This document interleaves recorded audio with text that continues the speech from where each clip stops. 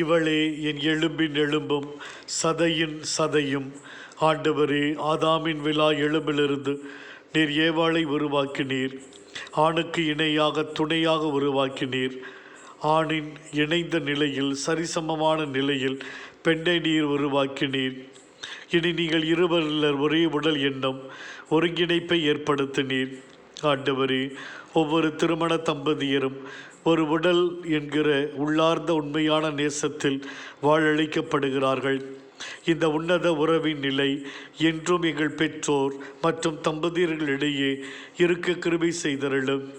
இன்றைய கால சூழ்நிலைகளில் எத்தனையோ தம்பதியர்கள் ஒரு உடலாக வாழ்வின் எல்லா சூழ்நிலைகளிலும் ஒன்றிணைந்து புரிந்து கொண்டு ஏற்றுக்கொண்டு அன்பு செய்து செபித்து வாழுகிறார்கள்.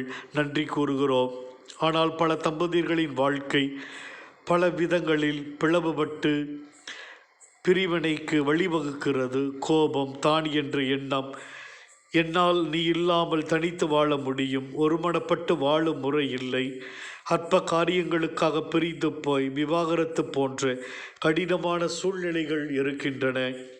ஆண்டவரே, குழந்தைகளின் நிலைமை பரிதாபமாக இருக்கிறது. ஆண்டவரே, ஒவ்வொரு தம்பதியரையும் நீர் ஆசீர்வதிக்கும்படியாக ஜெபிக்கிறோம். ஒரு மனப்பட்டு வாழ்ந்த நல்ல கிறிஸ்துவ குடும்பம் ஜீவிக்க அருள் தாரும்.